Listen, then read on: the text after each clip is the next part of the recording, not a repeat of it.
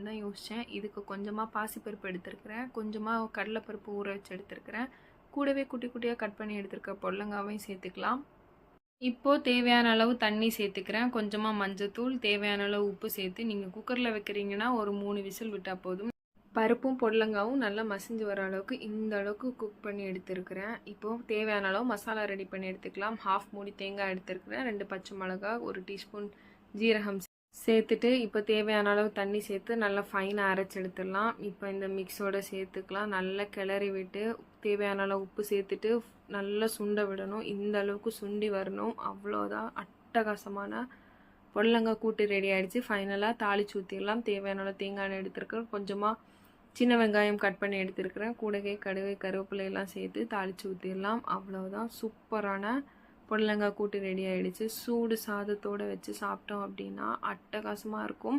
அது மட்டும் இல்லாமல் என்